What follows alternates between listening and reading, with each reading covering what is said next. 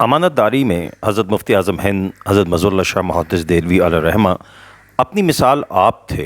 حضور انور صلی اللہ علیہ وآلہ وسلم نے منافق کی 3 نشانیاں بتائی ہیں۔ جب بات کرے گا جھوٹ بولے گا، جب وعدہ کرے گا وعدہ خلافی کرے گا، جب امانت رکھوائی جائے گی خیانت کرے گا۔ اس حدیث کی روشنی میں محبوب کی شان یہ قرار پائی کہ جب بات کرے گا تو سچ بولے گا، جب وعدہ کرے گا وعدہ پورا کرے گا، جب امانت رکھوائی جائے گی خیانت نہیں کرے گا۔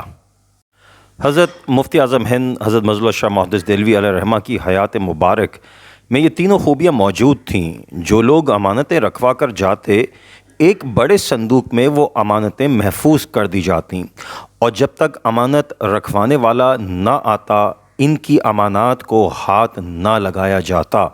امانت داری کی یہ شان حضرت مفتی اعظم ہند حضرت مظہر شاہ محدث دہلوی علیہ الرحمہ کے کردار کا جزو لا ینفک تھی۔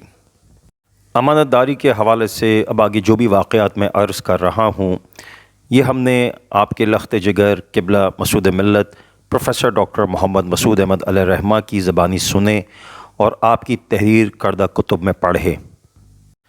حضرت مفتی اعظم ہند مظہر شاہ محدث دہلوی علیہ الرحمہ کی امانت داری کی یہ شان تھی کہ حضرت مفتی اعظم نے اپنے بیٹے کی شادی کے لیے جو رقم مخصوص فرمائی، اتنی ہی رقم سب بیٹوں کے لیے پیکٹ کی صورت میں باندھ کر رکھ دی۔ جب قبلہ مسعود ملت پروفیسر ڈاکٹر محمد مسعود احمد علیہ الرحمہ ایک دفعہ دہلی حاضر ہوئے تو ایک پیکٹ پر آپ سے دستخط کرائے گئے۔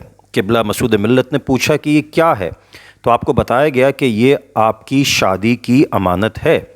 اس کے بعد حضرت پاکستان تشریف لیا ہے اور ایک مرتبہ حضرت قبلہ کے نام ایک تحریر موصول ہوئی جس میں بتایا گیا کہ آپ اپنی امانت منگوا لیں۔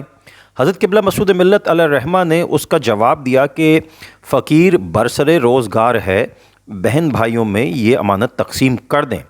تو اس کا جواب آیا مفتی اعظم ہند حضرت مظہر شاہ محدث دہلوی علیہ الرحمہ کی طرف سے کہ یہ تمہاری امانت ہے، تم منگوا لو، فقیر کے پاس جو کچھ ہے اب یہ وبال معلوم ہوتا ہے۔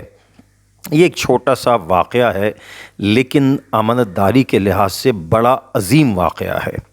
اسی طرح ایک اور واقعہ حضرت قبلہ مسعود ملت پروفیسر ڈاکٹر محمد مسعود احمد علیہ الرحمہ اس زمانے کا بتاتے ہیں کہ جب آپ دہلی میں ہی مقیم تھے اور پاکستان ہجرت کر کے نہ آئے تھے، آپ کی نوجوانی کا دور تھا۔ اس زمانے میں ہوا یہ کہ ایک لفافہ جس پر قبلہ مسعود ملت علیہ الرحمہ کا نام نہیں لکھا تھا، حضرت مفتی اعظم ہند کے نام وہ خط آیا۔